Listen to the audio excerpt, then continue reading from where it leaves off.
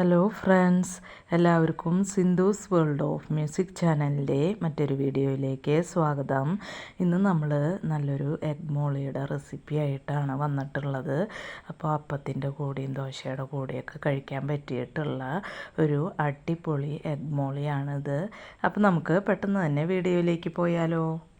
അതിനു മുമ്പ് നിങ്ങൾ ആരെങ്കിലും എൻ്റെ വീഡിയോ ആദ്യമായിട്ടാണ് കാണുന്നതെങ്കിൽ വീഡിയോ ഇഷ്ടമായാൽ ലൈക്ക് ചെയ്യാനും സബ്സ്ക്രൈബ് ചെയ്യാനും മറക്കരുത് കേട്ടോ. അപ്പോൾ എഗ് മോളി ഉണ്ടാക്കാനായിട്ട് ഞാനിവിടെ ഒരു പാനിലേക്ക് 2 ടേബിൾ സ്പൂൺ വെളിച്ചെണ്ണ ഒഴിച്ച് കൊടുത്തിട്ടുണ്ട്. വെളിച്ചെണ്ണ ഇവിടെ നന്നായിട്ട് ചൂടായി വന്നിട്ടുണ്ട്. അതിലേക്ക് ഒരു 2 മീഡിയം സൈസ് സവാള കനം കുറച്ച് അരിഞ്ഞത് ഇട്ട് കൊടുത്തിട്ടുണ്ട്. പിന്നെ ഇതിലേക്ക് ഒരു 6 വെളുത്തുള്ളി നീളനെ കട്ട് ചെയ്തത് ഇട്ട് കൊടുക്കുന്നുണ്ട്. പിന്നെ ഒരു കഷ്ണം ഇഞ്ചി കട്ട് ചെയ്തത് ഇട്ട് കൊടുക്കുന്നുണ്ട്. നന്നായിട്ടൊന്ന് മിക്സ് ചെയ്ത് കൊടുക്കുക. ഈ സവാളയും ഇഞ്ചിയും വെളുത്തുള്ളിയൊക്കെ ഒന്ന് നന്നായിട്ടൊന്ന് വാടി വരട്ടെ, അതുവരെ ഒന്ന് മിക്സ് ചെയ്ത് കൊടുക്കാം. ഇതിലേക്ക് ഒരു 4 പച്ചമുളക് നീളനെ കട്ട് ചെയ്തത് ഇട്ട് കൊടുക്കുന്നുണ്ട്. അതുപോലെ തന്നെ കുറച്ച് കരിവേപ്പില ഇട്ട് കൊടുക്കുന്നുണ്ട്. നന്നായിട്ടൊന്ന് മിക്സ് ചെയ്ത് കൊടുക്കുക.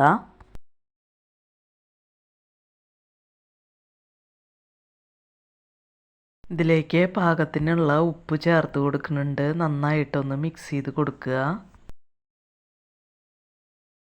ഇപ്പോൾ സവാളയൊക്കെ ഇവിടെ ഒന്ന് വാടി വന്നിട്ടുണ്ട്. ഇനി ഇതിലേക്ക് ഒരു മീഡിയം സൈസ് തക്കാളി നീളനെ കുറച്ച് കനത്തിൽ കട്ട് ചെയ്തത് ഇട്ട് കൊടുക്കുന്നുണ്ട്. ഒന്ന് മിക്സ് ചെയ്ത് കൊടുക്കുക. ഈ തക്കാളി ഒന്ന് ജസ്റ്റ് ഒന്ന് വാടി വന്നാൽ മതി, വെന്ത് കുഴഞ്ഞ് പോകേണ്ട ആവശ്യമില്ല. ഇപ്പോൾ തക്കാളിയൊക്കെ ഒന്ന് വെന്ത് വന്നിട്ടുണ്ട്, വെന്ത് കുഴഞ്ഞ് പോയിട്ടൊന്നുമില്ല. ഇനി നമുക്ക് തീ ലോ ഫ്ലെയിമിലാക്കിയിട്ട് ഇതിലേക്ക് കുറച്ച് പൊടികൾ ചേർത്ത് കൊടുക്കാം. ഇതിലേക്ക് ഒരു 1/4 ടീസ്പൂൺ മഞ്ഞൾപ്പൊടി ഞാൻ ചേർത്ത് കൊടുക്കുന്നുണ്ട്. പിന്നെ 1/4 ടീസ്പൂൺ കുരുമുളക് പൊടി ചേർത്ത് കൊടുക്കുന്നുണ്ട്. അപ്പോൾ എരിവിനായിട്ട് കുരുമുളക് പൊടിയും പച്ചമുളകുമാണ് നമ്മൾ എഗ് മോളിയിലേക്ക് ചേർത്ത് കൊടുക്കുന്നത്. നന്നായിട്ടൊന്ന് മിക്സ് ചെയ്ത് കൊടുക്കുക. ഇനി ഇതിലേക്ക് 1 ടീസ്പൂൺ മല്ലിപ്പൊടി ഞാൻ ചേർത്ത് കൊടുക്കുന്നുണ്ട്. നന്നായിട്ടൊന്ന് മിക്സ് ചെയ്ത് കൊടുക്കുക. ഇപ്പോൾ പൊടികളുടെ പച്ചമണമൊക്കെ മാറി വന്നിട്ടുണ്ട്. ഇതിലേക്ക് തേങ്ങയുടെ 2ാം പാൽ ഒരു 2 കപ്പ് ഞാൻ ചേർത്ത് കൊടുക്കുന്നുണ്ട്.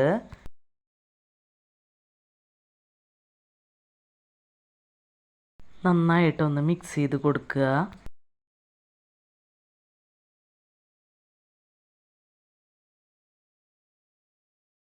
ഇപ്പോൾ തേങ്ങാപ്പാലൊക്കെ ഇവിടെ നന്നായിട്ട് തിളച്ച് വന്നിട്ടുണ്ട്. ഞാനിവിടെ ഒരു 4 മുട്ട കട്ട് ചെയ്ത് വെച്ചിട്ടുണ്ട്. അത് ഇതിലേക്ക് ഇട്ട് കൊടുക്കുന്നുണ്ട്.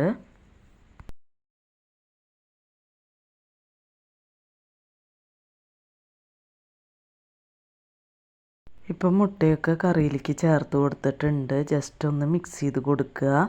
ഇനി ഇതിലേക്ക് തേങ്ങയുടെ 1ാം പാല്, അതായത് കട്ടിപ്പാൽ 1 കപ്പ് ചേർത്ത് കൊടുക്കുന്നുണ്ട്. ജസ്റ്റ് ഒന്ന് മിക്സ് ചെയ്ത് കൊടുക്കുക. ഇതൊന്ന് നന്നായിട്ടൊന്ന് തിളച്ച് വരുമ്പോൾ നമുക്ക് തീ ഓഫ് ചെയ്ത് കൊടുക്കാം. അപ്പം നമ്മുടെ എഗ് മോളി ഇവിടെ റെഡിയാവും. ഇപ്പോൾ കറി ഇവിടെ തിളച്ച് വന്നിട്ടുണ്ട്. ഞാൻ തീ ഓഫ് ചെയ്ത് കൊടുത്തിട്ടുണ്ട്. ഇപ്പോൾ നമ്മുടെ വളരെ ടേസ്റ്റി ആയിട്ടുള്ള എഗ് മോളി ഇവിടെ റെഡി ആയിട്ടുണ്ട്. അപ്പോൾ അപ്പത്തിൻ്റെ കൂടെയും ചോറിൻ്റെ കൂടെയും ചപ്പാത്തിയുടെ കൂടെയൊക്കെ കഴിക്കാൻ പറ്റിയിട്ടുള്ള വളരെ ടേസ്റ്റി ആയിട്ടുള്ള ഒരു കറിയാണിത്. ഞാനിവിടെ അപ്പത്തിൻ്റെ കൂടെയാണ് ഇത് സെർവ് ചെയ്തിട്ടുള്ളത്. ഈ അപ്പം റേഷനരി വെച്ചിട്ടാണ് നമ്മൾ ഉണ്ടാക്കിയിട്ടുള്ളത്. അപ്പോൾ ഈ അപ്പത്തിൻ്റെ റെസിപ്പി ഞാൻ മുമ്പ് അപ്ലോഡ് ചെയ്തിട്ടുണ്ട്. അപ്പോൾ കാണാത്തവർക്ക് ലിങ്ക് ഞാൻ ഡിസ്ക്രിപ്ഷനിൽ കൊടുക്കാം. അപ്പോൾ ഇത്രയേ ഉള്ളൂ ഇന്നത്തെ വീഡിയോ. ഇനി നമുക്ക് മറ്റൊരു വീഡിയോയുമായി കാണാം. അതുവരേക്കും താങ്ക് യു.